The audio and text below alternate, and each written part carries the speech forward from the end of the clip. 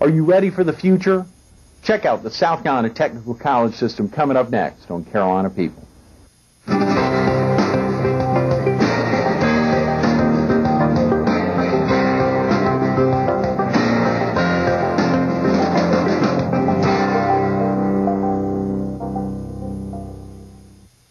Good morning. Welcome to Carolina People. This morning we're on the main campus of Florence Garlington Technical College. We're focused on the South Carolina Technical College system, and we're visiting with Dr. Jim Hudgins, the Executive Director for the South Carolina State Board for Technical and Comprehensive Education. Good morning, Jim. Good morning. Thanks so much for being with us this morning. My pleasure. Incredible this week to kick off the exciting recognition of 5 area technical colleges in Central Carolina and obviously Williamsburg, surely going on up into Florence, Darlington, and Northeastern, and then heading down to Horry, Georgetown Tech. A very large area here, but some spectacular folks we're looking forward to. Got some good leaders from that area. I think you'll be impressed with all of these folks and what they do for the area. We're very excited, Jim. Can we talk real quick about yourself? And I hope you don't mind me calling you Jim. No, please do. Are you originally from the area? No, actually I'm from Atlanta, Georgia, but been in South Carolina 38 years, so I count myself a South Carolinian now. Yes, very definitely. Longer than I've been here. When did you become the Executive Director of the South Carolina Board? 4 years ago this March, I started my role at the State Board. And when we talk about the State Board, surely we hear in our communities, we hear technical college, and the State Board is for technical and comprehensive education. Mm-hmm. So there is a board that oversees all the technical colleges? Yes, it is the official governing board, and we have local commissions to which the State Board delegates certain authority to carry out in the context of the community the mission of the technical college system. Okay. Had you worked in higher education prior to this appointment? Well, I've been in the technical college system all my career. I spent a year at Greenville, was 9 years chief academic officer at Piedmont in Greenwood. Then I was president at Central Carolina and Sumter, and for 13 years president at Midlands and Columbia. So I've been around the state a bit. Golly, you have. And enjoyed every minute of it. Yes, Jim, you haven't hit the low country yet, but you obviously travel down there a lot now. Travel a lot with the colleges, and one of the great pleasures of being in this job is to see how our mission is deployed in slightly different ways, meeting the needs of local communities. I'm glad you mentioned mission. Can we talk about when the board was formed and what the original mission was, and if it's changed at all? Well, one of the great stories Fritz Hollings loves to tell is his role in founding the technical college system at the end of a legislative session when he was so frustrated in his ability as a governor to bring new industry to the state.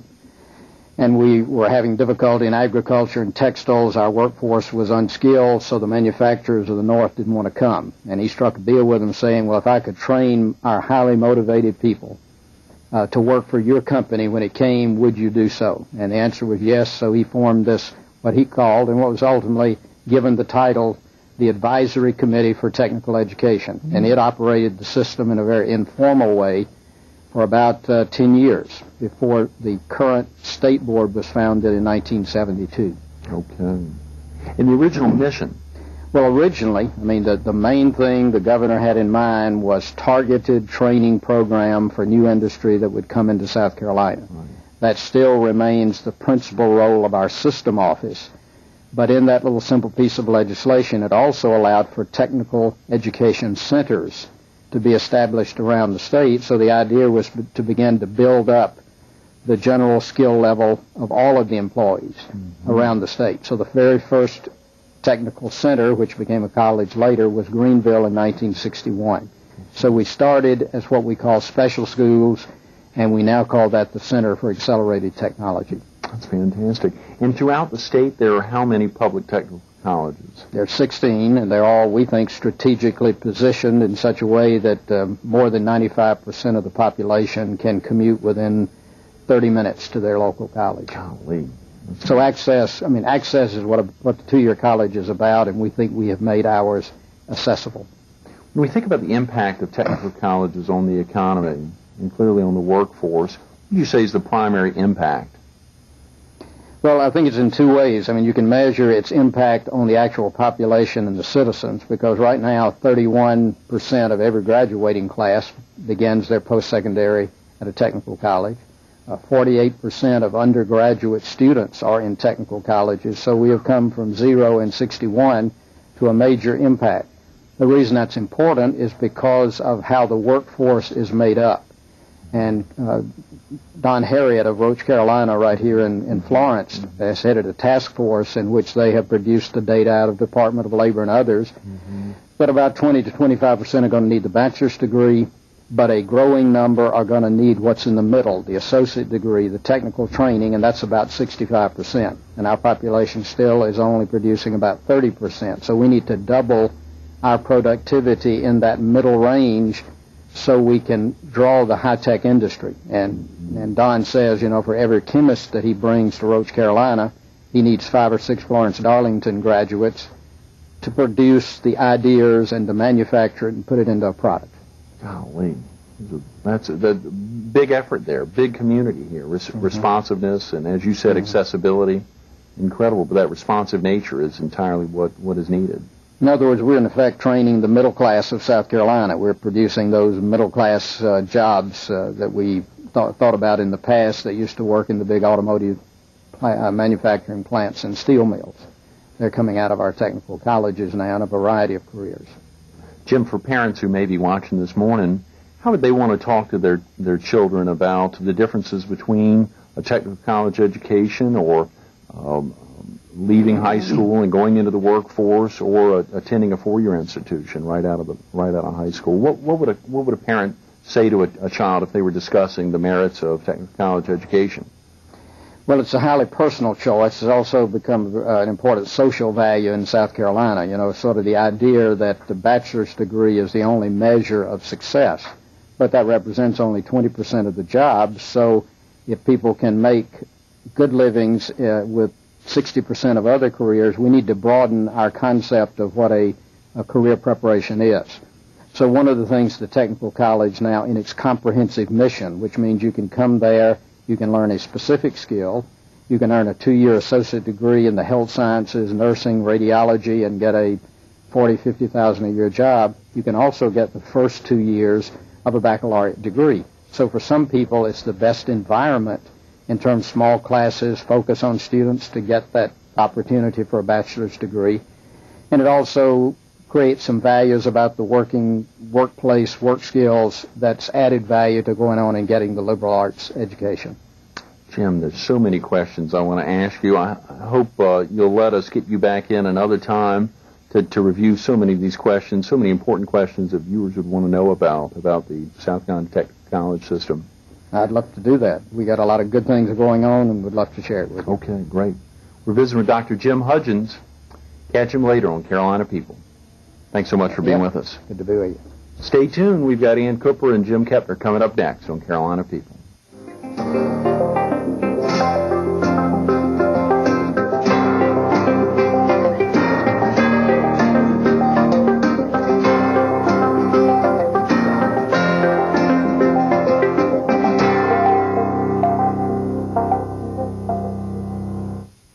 Good morning. Welcome back to Carolina People. This morning we're on the main campus of Florence Darlington Technical College.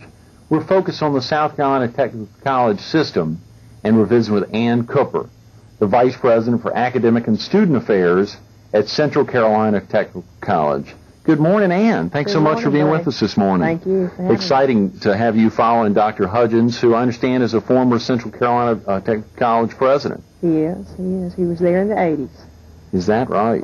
That's fantastic. Are you originally from the area, Ann? I am. I grew up and have been a lifelong resident of one of the counties that Central Carolina serves, Lee County. I live there now. You live there now. When did you join the administration at Central Carolina? I actually joined Central Carolina in the early 80s as an adjunct faculty member, and then became a full-time faculty member and progressed through the administration over the last 20 years.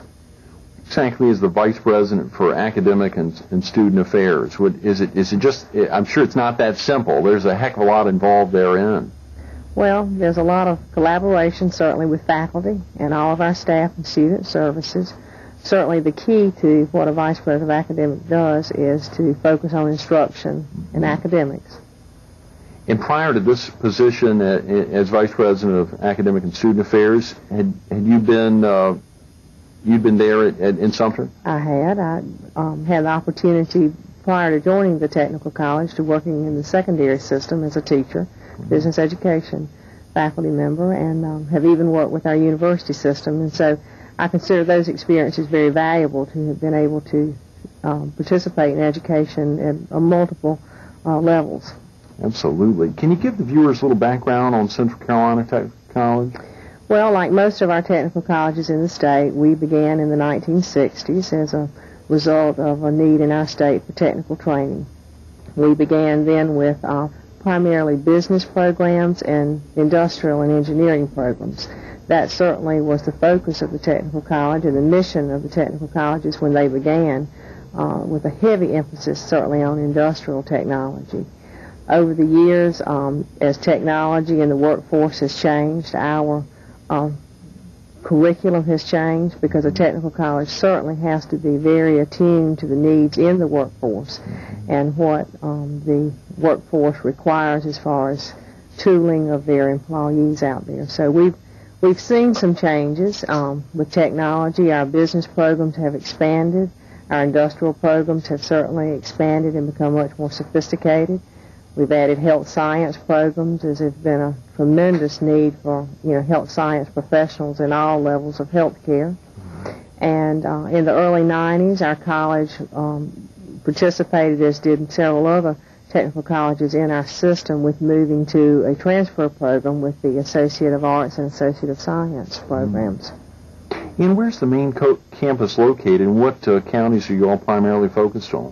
Our main campus is located in the city of Sumter, almost really in the heart of Sumter, but we serve Lee, Clarendon, Kershaw, and Sumter counties. So we have a 4-county service area. And how do the outreach efforts carry educational opportunities into these counties? Right. Well, we have a very strong outreach program, and that's where we have experienced a significant amount of growth over the past 3 to 5 years at Central Carolina. I'll begin in Clarendon County.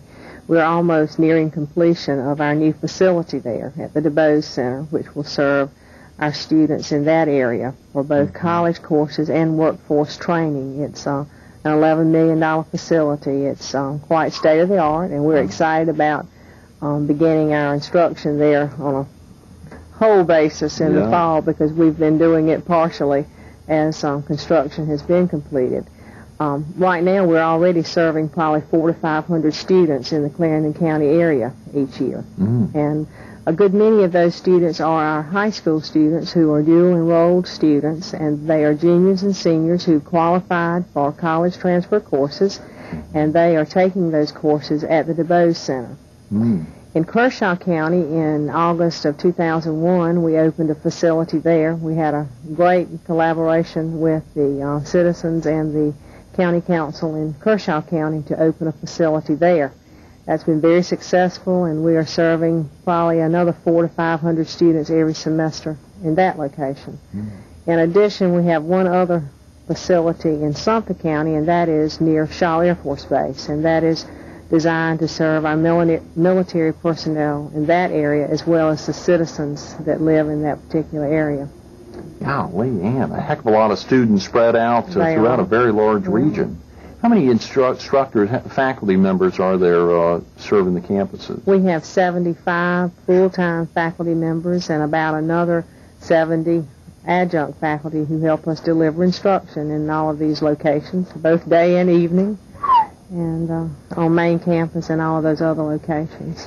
Is there a way to focus? Is there a primary program? Can you talk real quick about the programs offered by the college? Well, Greg, I'd say that our programs are probably focused in 5 primary areas. First, I'll talk about industrial and engineering technology, and that runs the gamut of machine tool technology to civil engineering. That's a strong focus that we have there with the industrial area. And, of course, as I said earlier, that supports our mission as a technical college. Then we have health sciences, and that is our associate degree in nursing, practical nursing, surgical tech, medical assisting in the areas of health science. We also have a strong business program. Certainly computer technology has been a major player in the workforce and the needs that are there for people who are trained in information technology. So we have a strong business program. In addition, we do have that transfer program with the Associate in Arts and Associate in Science, and then our continuing education component of the college that delivers non-credit. So that's sort of an overview of the areas of the college and the training that is available. That's fantastic. And when you think about the future, when the leaders begin to plan out the future, it's so difficult to gauge. You all have to remain so responsive all the time to the needs in the communities, particularly the communities you serve. As you all begin to plan, surely the expansion onto facilities like an $11 million facility in an adjacent county, to think about the activities going on as you're guided into the future.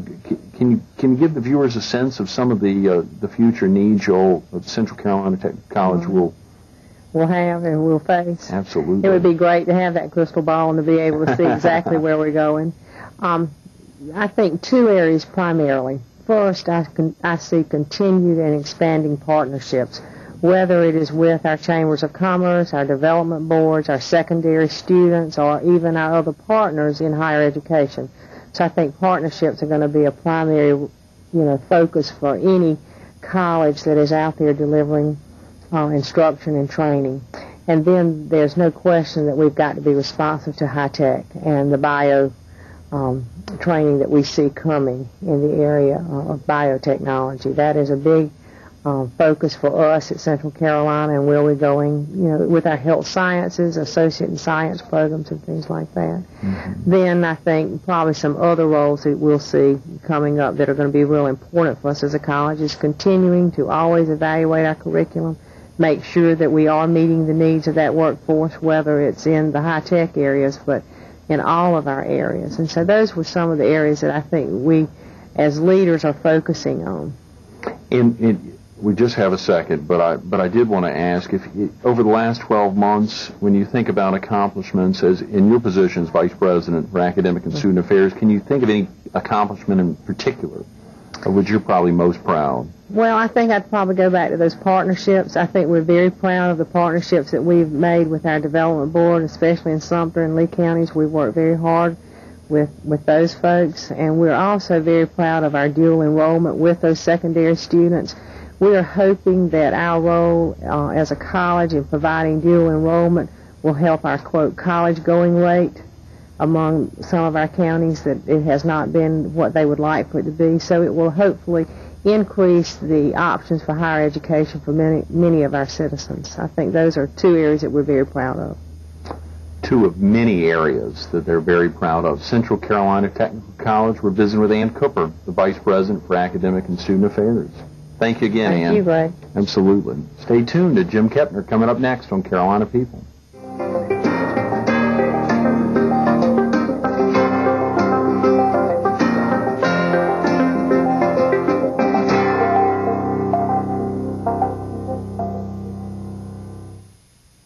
Good morning. Welcome back to Carolina People. This morning we're on the main campus of Florence Darlington Technical College, and we're visiting with Jim Kepner, the Workforce Development Liaison for Central Carolina Technical College.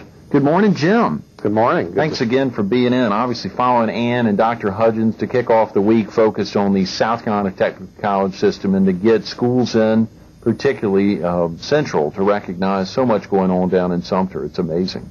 Good to be here. Thanks for coming in. Can we talk about yourself? Are you originally from the area?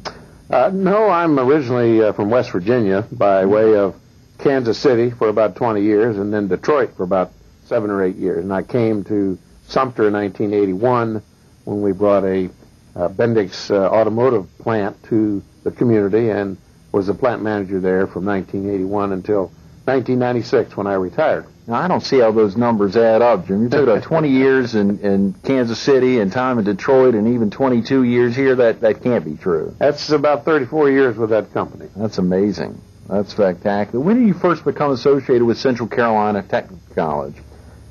After I retired in 1996, I joined the Sumter County Development Board as a professional member of their staff. And shortly after that, we established a relationship with the college because we were doing some pilot projects in order to address some workforce development issues that our local industries were having. So in about the 1997 time period is when I initially started to work with them. And what had you been doing prior to that service? Prior to that, as the plant manager, I was on the development board as a volunteer member, Right. and was the chairman of the development board, which, as you know, is involved with seeking out new industries to come to the community, but also working very hard at maintaining the existing industries' well-being and making sure that they're receiving everything they need, including workforce. So we were starting to do some things then with workforce, but really recognized we needed the Tech College to be a partner with us in that. Absolutely. Maintaining the existing businesses that are in town is so important. They are probably responsible for about 90% of the added new jobs that we get each year. And so, you know, they're kind of the golden egg, and that's the one you want to take care of, because they will be there for the duration. Absolutely. Jim, can you describe your responsibilities as the workforce development liaison? We had, in the late 1997 time period, established some surveys that were identifying for us that the industries were having a very major crisis in identifying maintenance mechanics for their workforce. Now, this is pre-economic downturn. The Technical College was very open to work with us as it related to some new approaches to establish some new curricula for what the industries needed. Now, in the past, they would have training programs that may have been programs that were there and had been there for some time.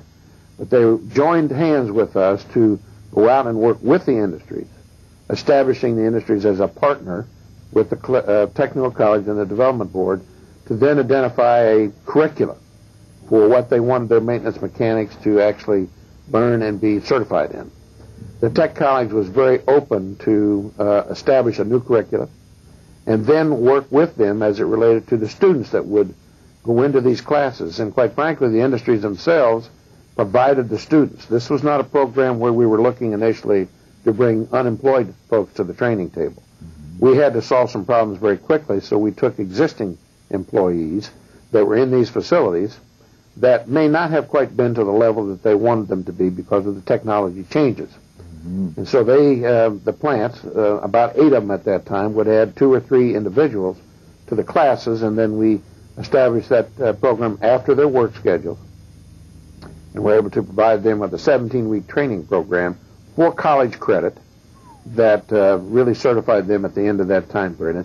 And Central Carolina Technical College was very, very responsible for making that happen. There were some hurdles they had to jump, some things that they weren't used to doing as it relates to meeting these things on a very timely basis, but they took the bull by the horn and they really made the thing happen, and as a result have established a very long-term and institutionalized process at this time. Absolutely, Jim. And that ties in really to the most important service that Central Carolina provides the community. It's just that. That's exactly right. It's their focus is to provide skilled training. They do have AAS degree programs, but their effort here in the last 3 years to really focus on the skilled training needs has been tremendous. That maintenance training program has led to additional classes such as electrical, electronic technician classes and welding classes and CNC machining classes and so forth that are being handled the same way. In the maintenance program and electrical electronic program, I believe there's been approximately 300 people that have graduated as certified, earning the 8-hour college credit each since we started this about 3 years ago. That's fantastic, Jim. Can you think about the role Central Carolina has had in the region's economic development? We have been very, very successful in working with new prospects as it relates to the marketability and the use of the Technical College as a very strong thing in our community that will definitely help these companies when they are here. Training up front for their new employees is extremely important, and of course the state has always been known to have a very high level what used to be called the Special Schools Program, the Center for Advanced Technology Training now, to take care of these new folks. But that's been done in conjunction with the Technical College facility and on site at their location. So they represent to us a major marketing tool in getting these new prospects to look at Sumter as a location. Absolutely. And you're working on a regular basis with economic development officials around the area. Right. We are working constantly on 2 things. One, developing new prospects, and of course working with the existing industries on a daily basis. These local folks will call daily if they have some needs now, based on the fact that we've established an excellent relationship with them now and a level of trust that they know they can come to the technical college or to myself, and we'll provide the service or at least get them in touch with the people that they need to take care of any issues they have. That's great. Jim, we got about 30 seconds. As Workforce Development Liaison, can you think about any accomplishment that you're most proud of? Well, I mentioned this pilot project, and I think the college and the other collaborative partners look at that and are very proud of the fact that they've been able to step out of the box and be proactive at going out to what the customer needs and recognizing that in today's world, the high technology world, we have to keep the human resource trained as rapidly as the technology itself is changing with the hardware. Been very successful with that program. I think it's one of the major reasons that has allowed the Central Carolina Technical College to increase their overall enrollment in the last 3 years by 43%. I don't think there's another location that has quite achieved those numbers, and it's because of the collaborative effort. We have one other project that is getting ready to kick off. It's a pilot project with the Sumter local public high school, and it's all geared towards the same kind of process. That's fantastic. Jim Kepner, the Workforce Development Liaison with Central Carolina Technical College, making those changes, exactly what they're doing. Thanks so much for being with us this morning, Jim. Thank you very much. Absolutely. Stay tuned to more Carolina People coming up next.